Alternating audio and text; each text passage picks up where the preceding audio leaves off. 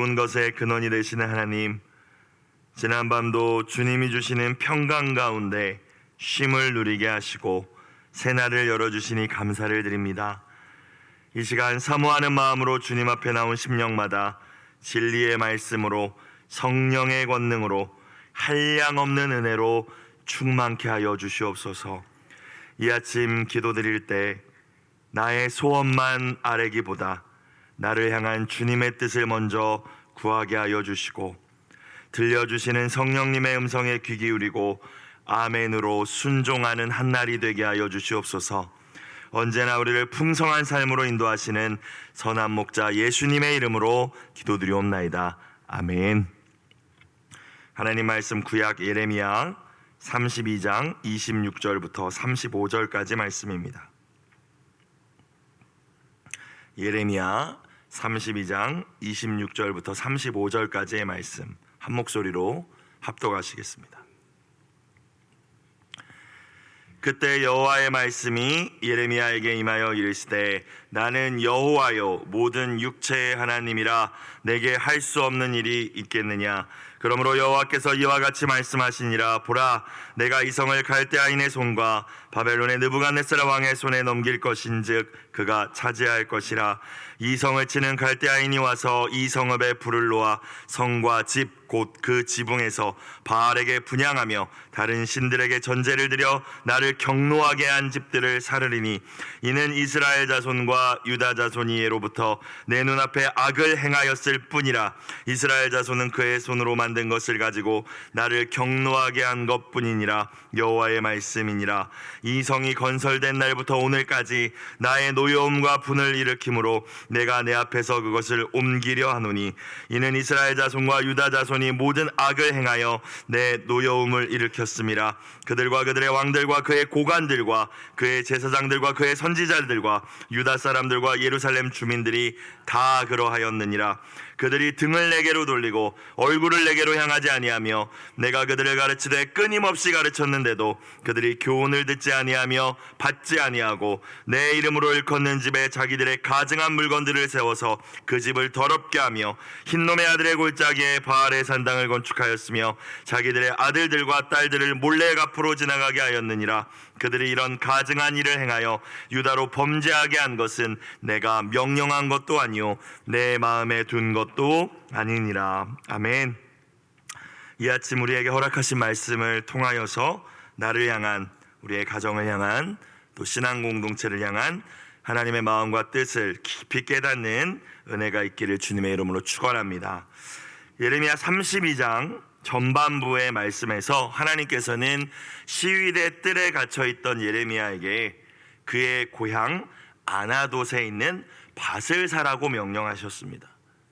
지금 예언을 하다가 미움을 받아서 갇혀있고 또 나라는 멸망에 임박한 상황 속에서 이 밭을 사라는 말씀을 주신 거예요. 예레미야는 하나님 말씀에 순종하여서 밭을 사고 또 그 매매 증서를 잘 보관하였습니다.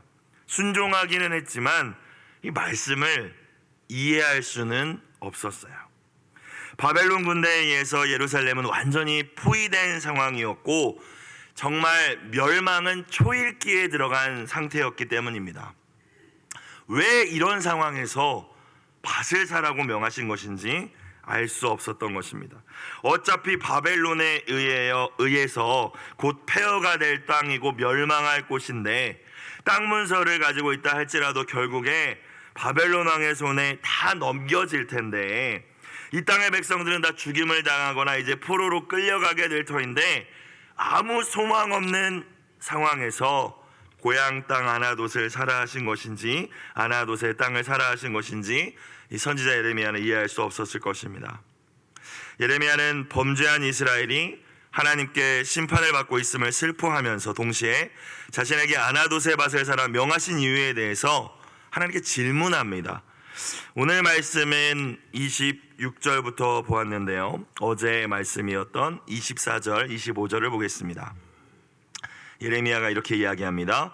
보옵소서, 이성을 빼앗으려고 만든 참호가 이성에 이르렀고 칼과 기근과 전염병으로 말미암아 이성이 이를 치는 갈대아인의 손에 바벨론 사람들의 손에 넘긴 바 되었으니 주의 말씀대로 되었음을 주께서 보시나이다. 25절, 주 여호와여, 주께서 내게 은으로 밭을 사며 증인을 세우라 하셨으나 이성은 갈대아인의 손에 넘긴 바 되었나이다. 이해할 수 없다라는 것이죠.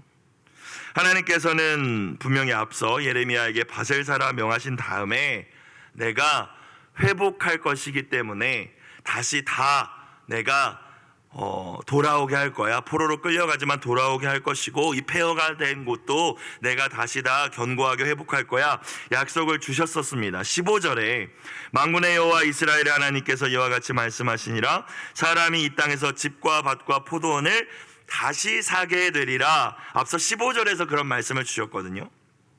그런데 선지자 예레미야도 하나님의 사람이고 하나님과 늘 함께 하던 사람이지 않습니까?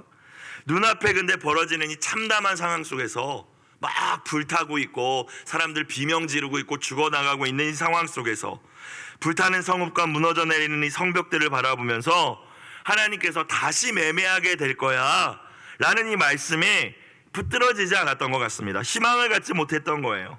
그런데 예레미야는 의심과 절망에 그냥 머물러 있지는 않았던 것 같습니다. 하나님의 무언가 다시 확실히 말씀해 주시는 그 음성을 듣기를 원했던 거죠. 말씀을 통하여서 다시 소망을 얻기를 원했습니다. 그래서 하나님께 질문한 거죠. 하나님, 이런 상황에서 밭을 사라니요? 저는 모르겠습니다 라고 질문한 겁니다.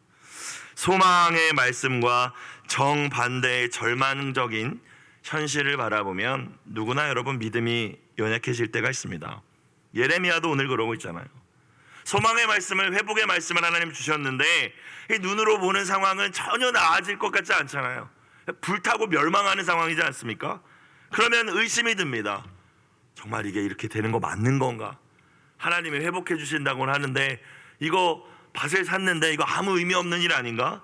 이렇게 우리의 믿음이 연약해질 때가 있어요. 여러분, 그때 중요한 것은 기도의 자리를 지키는 것임을 기억하실 수 있길 주의 이름으로 축원합니다. 하나님께 나의 마음을 의심이 들어올 때에도 있는 그대로 올려드리는 것이죠. 가난한 심령으로 나아가서 하나님, 저는 이해가 안 됩니다. 이 상황에서 밭을 사라는 말씀 이해가 안 됩니다. 하나님의 뜻을 구하며 묻는 것입니다. 하나님은 결코 상한 갈대를 꺾지 않으시고 꺼져가는 등불을 끄지 않으시는 분이심을 믿으시고 우리 안에 있는 마음, 있는 모습 그대로 주님 앞에 나아가 올려드릴 수 있는 저와 여러분이 되시길 주의 이름으로 축복합니다. 예레미야의 질문에 대해서 하나님께서 응답하시는 말씀으로 오늘 말씀이 시작되는 거예요. 26절, 27절. 그때 여호와의 말씀이 예레미야에게 임하여 이르시되, 27절 같이 한번 다시 읽겠습니다. 시작. 나는 여호와여 모든 육체의 하나님이라 내게 할 수 없는 일이 있겠느냐라고 이야기하시죠. 내가 괜한 이야기를 너에게 시킨 것 같냐? 다 불타고 멸망하는데 밭을 사라는 게 의미 없는 일 같냐? 너희 못 돌아오고 회복 안 될 것 같냐? 라는 말씀입니다. 모든 육체의 하나님이라는 것은 모든 사람을 창조하신 창조주의라는 뜻이며 또 온 인류를 다스리시는 통치자라는 의미를 가지고 있어요. 그러니까 내게 할 수 없는 일이 있겠느냐? 반대로 얘기하면 불가능은 없다라는 거죠. 나에게 불가능은 없지 않느냐? 내가 말하지 않았느냐? 내가 돌아온다고 하지 않았느냐? 내가 다시 매매하게 될 것이라고 하지 않았느냐? 라는 말씀입니다. 너의 눈앞의 현실이 절망적이고 참담할지라도 나는 반드시 내가 약속한 대로, 내가 너에게 이야기한 대로, 말씀을 준 대로 성취하는 여호와 전능자 하나님이라 말씀하고 계시는 줄로 믿습니다.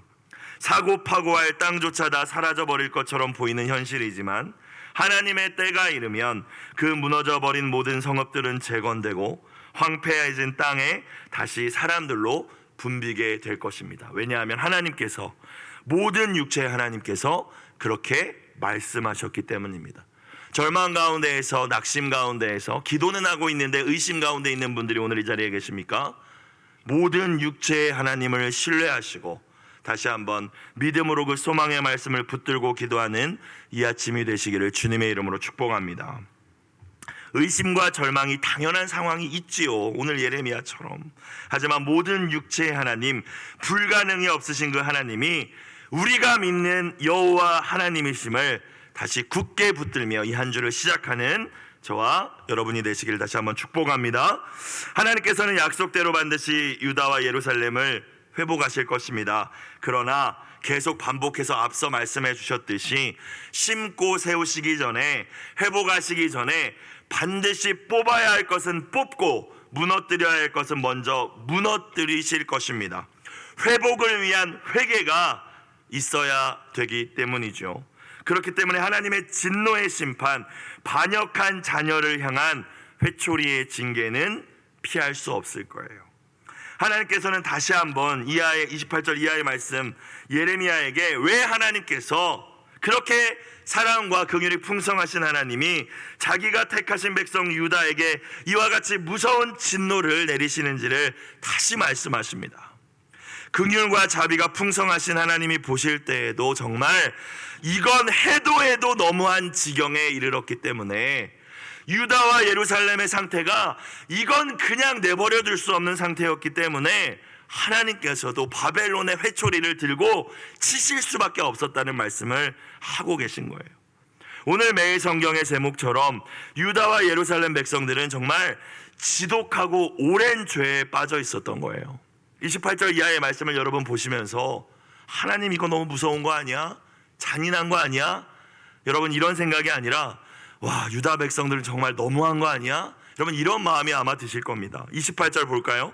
그러므로 여호와께서 이와 같이 말씀하시니라, 보라, 내가, 언제나 주권자는 하나님이시죠, 이 성을 갈대아인의 손과 바벨론의 느부갓네살 왕의 손에 넘길 것인즉, 하나님이 넘길 것인즉 그가 차지할 것이라.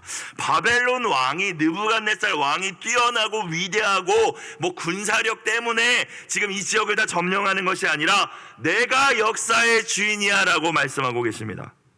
느부갓네살 왕의 지혜와 힘으로 예루살렘을 차지하게 된 것이 아니다. 내가 그에게 예루살렘과 유다와 이 근동 지역을 다스리고 점령할 수 있는 권한을 넘겨준 것이다. 그를 심판의 회초리로 내가 삼았다. 내가 주권자다 말씀하고 계시죠. 29절, 이 성을 치는 갈대아인 바벨론 군대가 와서 이 성읍에 불을 놓아 성과 집을 다 살라버리겠다. 너무 무서운 말씀인데 이유가 있습니다. 성과 집, 곧 어떤 성과 집이에요? 근데 그 지붕에서 이스라엘 사람들이 이 당시에 지붕이 이렇게 넓었다고 해요. 판판하고. 바알에게 뭐 했대요? 그 지붕 위에서 분향하며 다른 신들에게 전제를 드려, 전제는 이렇게 술을 부어드리듯이 액체를 부어서 드리는 제사입니다. 전제를 드려서 나를 뭐하게 했어요? 경노하게 했다라는 거예요. 하나님이 불로 태워버리는데 하나님 이거 너무합니다가 아니라 들여다보니까 집집마다 지붕 위에서 이방신들에게, 우상들에게 전제를 부어드리며 우상 숭배를 했다는 겁니다. 그 집들을 내가 살라버리겠다라고 말씀하신 거예요. 여러분, 하나님은 사랑의 하나님이시지만 심은 대로 거두게 하시는 공의의 하나님이심을 또한 저와 여러분이 잊지 않으실 수 있기를 주님의 이름으로 축복합니다. 저와 여러분은 무엇을 심고 계십니까? 요즘에 우리의 가정은, 우리의 집은 지금 이 집집마다 바알에게 분향해서 살라버리시겠다고 하는데 우리의 가정에서는 무엇을 심고 있습니까? 하나님을 정말 경노하게 하는 일들을 하고 있으면서 아무렇지도 않게 그냥 살아가고 있는 것은 아닙니까? 오늘 특별히 저 경노라는 단어가 많이 등장해요. 나 정말 화났어, 나 진짜 화났어, 이 말씀 진짜 많이 등장합니다. 30절, 이는 이스라엘 자손과 유다 자손이, 자 뭐라고 말씀하십니까? 예로부터 그냥 1, 2년 동안 이렇게 날 떠난 게 아니야. 10년, 20년 내가 그냥 너 이거 본 거 아니야. 그냥 예전부터, 어쩌면은 출애굽할 때 그때부터라는 말씀입니다. 가나안 땅에 들어와 살 때부터라는 말씀입니다. 내 눈앞에 뭐를 행하였을 뿐이래요? 악을 행하였을 뿐이래요. 이스라엘 자손은 그의 손으로 만든 것을 가지고, 우상이죠. 하나님만이 하나님이신데 인간이 만든 것을 섬기는 것은 다 우상 숭배입니다. 손으로 만든 것, 여러분 돈도 사람이 만든 것이잖아요. 그의 손으로 만든 것을 가지고 나를 뭐하게 한 것뿐이니라. 경노 또 나옵니다. 나를 정말 화나게 한 것뿐이니라. 여러분, 하나님이 너무하신 것이 아니라 이스라엘이 몇백 년 동안 하나님께 범죄했다라는 거예요. 하나님 너무하시네. 아유, 구약의 하나님은 무서워가 아니라 하나님은 정말 사랑이 한이 없으신 하나님이신데 이스라엘이 해도 너무했다라는 거예요. 하나님 앞에 악을 행하였을 뿐이래요. 하나님을 경노하게 했을 뿐이래요. 언제부터요? 예전부터. 하나님 정말 오래 참으셨다라는 거예요. 31절, 이 성이 건설된 날부터, 예루살렘의 과거의 이름은 여부스입니다. 여부스 종족을 물리치고 그 속에 성을 쌓았죠. 그날부터, 그러니까 아주 오래전부터 나의 노여움과 분을 일으킴으로 경노하게 하고 나의 노여움과 분을 일으킴으로 내가 내 앞에서 참다 이제 내가 너희들을 옮겨버리려 하는 것이다 라고 말씀하십니다. 구약의 말씀을 우리가 깊이 읽지 않으면 아유, 하나님 분노 조절 장애야? 이렇게 오해할 수 있습니다. 왜 이렇게 화를 많이 내시지? 여러분, 우상 숭배 몇 번 했다고 자기 백성에게 이런 징계를 내리시는 신이 아니십니다. 하나님께서 만약 저와 여러분의 행위대로 갚으신다면 여러분, 저와 여러분 이미 지옥불에 던져졌을 거예요. 이미 살아있지 못합니다. 이스라엘과 유다가 예로부터, 예루살렘이 건설된 그날부터 계속해서 악을 행하고 하나님을 대적해 왔는데 하나님 정말 오래 참으신 것입니다. 100년, 200년, 300년, 400년, 500년, 600년 계속 참으신 거죠. 그러나 영원히 참으실 수는 없기 때문에 공의의 하나님이 드디어 징계의 심판의 회초리를 드신 것입니다. 우리를 사랑하시는 하나님께서 또한 공의의 하나님이 되시고 우리를 그냥 내버려 두는 것이 사랑이 아니시기에 하나님의 사랑의 임계점에 다다랐을 때 하나님의 징계가 우리에게 임할 수 있음을 깨닫고 언제나 하나님을 경외하고 그 전에 돌이키는 것이 지혜임을 깨닫는 저와 여러분이 되시길 다시 한번 주님의 이름으로 축복합니다. 자녀를 키울 때 아빠 진짜 화났어. 너 한 번만 더 그러면 이제 진짜 맞아. 그때 이제 안 하면 그게 지혜로운 자식이잖아요. 그렇죠? 근데 계속 불순종하고 계속 부모님이 화나게 한다면 회초리를 들 수밖에 없지 않겠습니까? 하나님의 징계 아래에 있을 때 바른 태도가 무엇입니까? 나한테 도대체 왜 이러세요? 이게 아니죠. 하나님, 제가 범죄하였습니다가 언제나 하나님 앞에서의 바른 태도임을 기억하실 수 있길 주의 이름으로 축원합니다. 하나님이 우리를 징계하셨다 할지라도 우리의 죄에 비교하면 아무것도 아닌 징계인 것이죠. 저도 마찬가지입니다. 하나님이 저를 연단시키시고 훈련시키시고 징계하실 때가 있었는데 제가 하나님 앞에서 범한 죄에 비하면 그것은 아무것도 아니었던 거예요. 진짜 그 죄대로 심판하시고 때리셨다면 제가 어떻게 목회를 할 수 있고 이 자리에 설 수 있겠습니까? 32절, 이는 이스라엘 자손과 유다 자손이 모든 악을 행했대요. 하나님께서 한두 가지가 아니라 할 수 있는 죄는 너희가 다 짓지 않았느냐? 내 노여움을 일으켰음이라. 그들과 그들의 왕들과 그의 고관들과 지도자들부터가 타락했어요. 자, 그런데 더 심각한 거는 영적 지도자도 타락했대요. 그의 제사장들과 그의 선지자들과 유다 사람들과 예루살렘 주민들이 다 그러하였도다. 여러분, 소돔과 고모라가 의인 10명이 없어서 멸망했습니다.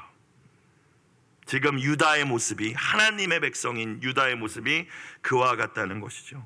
더 이상은 두고 보고만 계실 수 없던 영적인, 도덕적인, 전적 타락의 상태였다라는 것을 말씀해 주고 계신 것입니다. 하나님께서는 범죄한 자기 백성을 그냥 지켜만 보시다가 지금 오늘처럼 이렇게 징계하시는 것이 아니었습니다. 선악과를 먹었던 아담을 먼저 찾아가셨듯이 언제나 하나님은 계속 말씀하시고 계속 돌이키길 원하시고 계속 우리에게 사인을 주십니다. 여러분, 그래서 사랑의 하나님입니다. 그러면 안 돼, 그러면 안 돼, 계속 말씀하신다. 33절 볼까요? 그런데 이스라엘과 유다의 반응이 어땠습니까? 그들이 등을 내게로 돌리고, 하나님을 안 봤다는 거죠. 얼굴을 내게로 향하지 아니하며 내가 그들을 가르치되 끊임없이 가르쳤는데도, 끊임없이 이야기했는데도 그들이 교훈을, 하나님의 말씀을 듣지 아니하며 받지 아니하고. 여러분, 하나님을 거절하고 외면했다고 해요. 계속 찾아오시는 하나님의 은혜를 받지 않았다고 해요. 사랑하는 여러분, 여러분은 하나님을 마주하고 계십니까? 아니면 등을 지고 계십니까? 이 새벽에 나오신 분들은 다 하나님을 마주보고 친밀한 교제 가운데 계신 분들인 줄로 믿습니다. 여러분, 회개가 무엇입니까? 하나님을 등지고 갔다 할지라도, 내 마음대로 걸어가던 그 길이었다 할지라도 멈추고 돌이켜 다시 하나님의 얼굴을 구하는 것, 그것이 하나님이 우리에게 원하시는 회개임을 기억하실 수 있길 주님의 이름으로 축복합니다. 얼굴을 다시 향하면 하나님 다시 회복시켜 주시겠다는 거예요. 그 등을 나에게 보이지 말라는 거예요. 끊임없이 가르쳤는데도 듣지 아니했대요. 잠언의 말씀을 보면 계속 반복되는 표현 가운데 하나가 지혜로운 자와 어리석은 사람입니다. 무엇이 지혜입니까? 듣는 마음이 지혜죠. 무엇보다 하나님의 말씀을 듣는 것이 지혜인 줄로 믿습니다. 훈계를 듣는 것, 권고를 듣는 것, 충고를 듣는 것이 지혜입니다. 그런데 잠언을 들여다보면 어리석은 자는 듣지 않습니다. 귀를 닫습니다. 자기 말만 합니다. 자기만 옳습니다. 그래서 하나님도 틀렸습니다. 그러면 망하는 것입니다. 언제나 마음을 열고 귀를 기울여서 말씀을 통하여 주시는 그 성령님의 음성을 잘 들을 줄 아는 모든 분들이 되시길 주의 이름으로 축복합니다. 여러분, 죄의 무서운 점은 퍼진다는 거예요. 첫 번째, 죄는 퍼집니다. 나의 하나의 죄로 끝나지 않습니다. 공동체에 퍼집니다. 자녀들에게 퍼집니다. 두 번째 죄의 무서운 점이 무엇입니까? 양심이 마비가 되어서 처음에는 작은 죄도 아유 이거 어떡하지? 이러면서 짓는데 계속 양심이 마비가 되면 더 심한 죄도 아무렇지도 않게 진다는 것이죠. 그래서 죄가 무서운 것이기 때문에 그 죄가 누룩처럼 퍼지기 전에, 더 심한 죄가 생기기 전에 돌이켜 회개하는 것이 지혜임을 믿습니다. 예루살렘 백성들은, 근데 유다 백성들은 회개하지 않았어요. 하나님이 계속 말씀하시는데 등을 돌려버렸어요.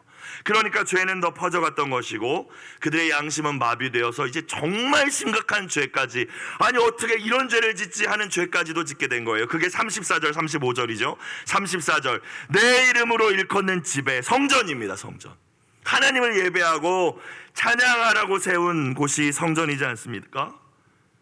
자기네들 집에서 우상 숭배하는 것까지 그래 그럴 수 있겠다. 물론 그것도 안 되는 일이지만, 그런데 성전에도 어떻게 했대요? 자기들의 가증한 물건들을 세워서 그 집을 더럽게 하며, 에스겔 말씀을 보면 성전에서 태양신을 향하여 숭배하고, 성전 다락방에 숨어서 단무스를 위하여 애곡하고, 성전 다른 벽에 숨어가지고 또 다른 우상한테 분향하고, 그런 모습들을 에스겔에게 보여주거든요.